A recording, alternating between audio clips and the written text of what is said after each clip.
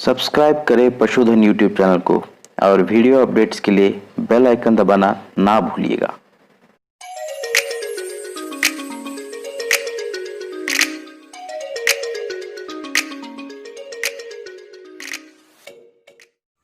पशुपालक भाइयों प्रणाम। पशुधन यूट्यूब चैनल में मैं डॉक्टर जयसिंह आप सभी का स्वागत करता हूं।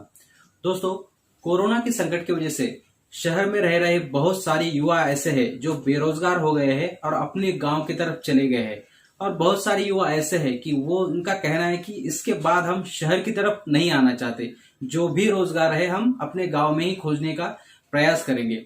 ऐसे ही युवाओं के लिए पशुपालन एक अच्छा विकल्प हो सकता है। लेकिन दोस्तों, हम बात यहाँ जो शहरी युवाओं के बारे में बात कर रहे हैं, जो गांव के थे लेकिन शहर में जाके बस गए थे।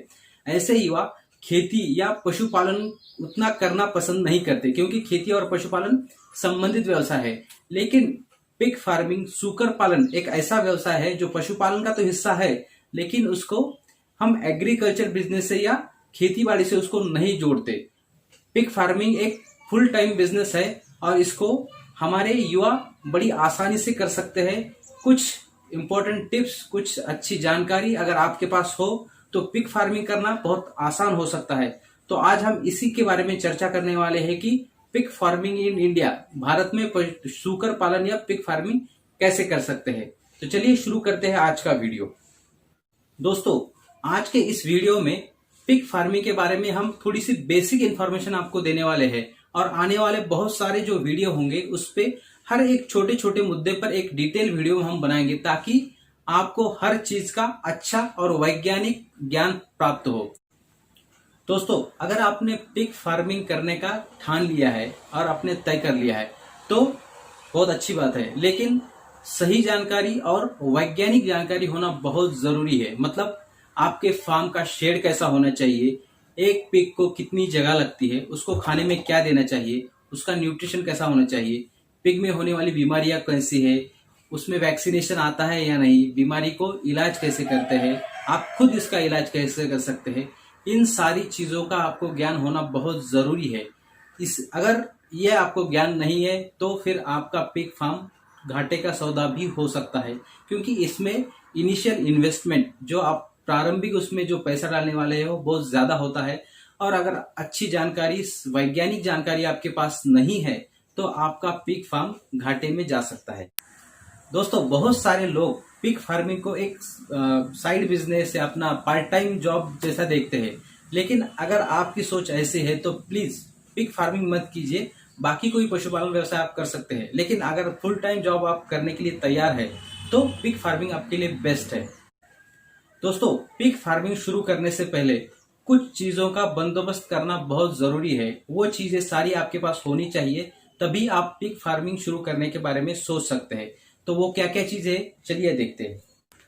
तो सबसे पहली और सबसे महत्वपूर्ण चीज है जमीन।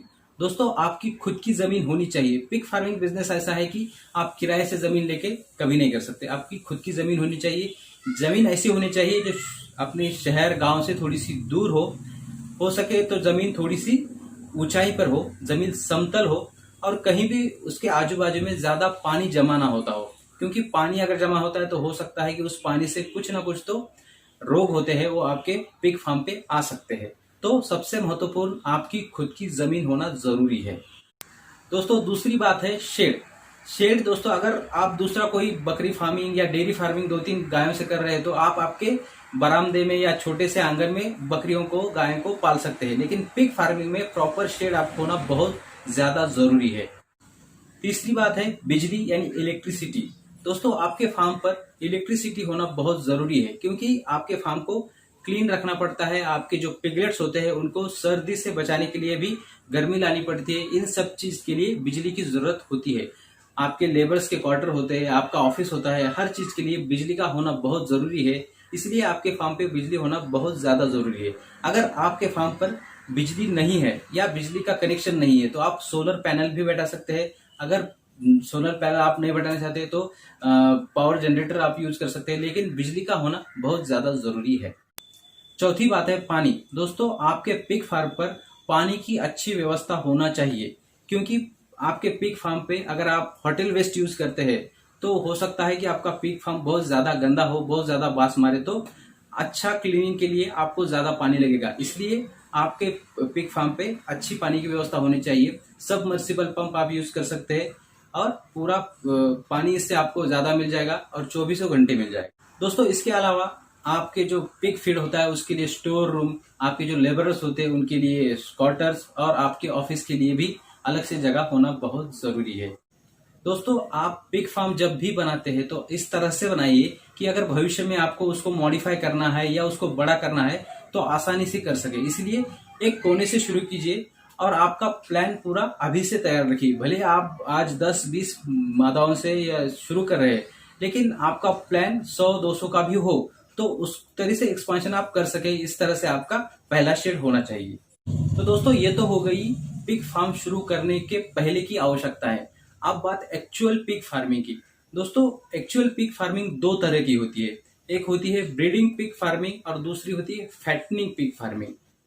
तो सबसे पहले बात ब्रीडिंग पिग फार्मिंग के बारे में। दोस्तों ब्रीडिंग पिग फार्मिंग में फार्मर क्या करता है कि अपने जो पिगलेट्स होते हैं या छोटे बच्चे होते हैं वो वीनिंग के बाद, वीनिंग के मतलब जब बच्चे अपनी माँ का दूध पीना बंद करते हैं उसके बाद ही उसको बेच देते हैं। तकरीबन 60 दिन का ये समय होता है, मतलब 2 महीने में आपके पिग के बच्चे इतने बड़े हो जाते हैं कि आप उनको बेच सके। दोस्तों ये जो 2 महीने के पिगलेट होते हैं औसतन 2500 से 3000 तक हम इसको बेच सकते हैं। और ये 60 दिनों तक इन पे खर्चा प्रति पिगलेट या प्रति बच्चा कितना आता है, 1200 से 1400 रुपए। यानी आप प्रति बच्चा 1200 से 1600 रुपए मुनाफा कमा सकते हैं। यहाँ दोस्तों अगर आपने 20 मादाओं का और 4 नरों का फार्म का एक एग्जाम्पल लिया तो 20 मादाओं से औसतन हमें 160 बच्चे मिल जाते हैं। समझो उसमें से 10 बच्चे मर गए तो बचे 150 बच्चे।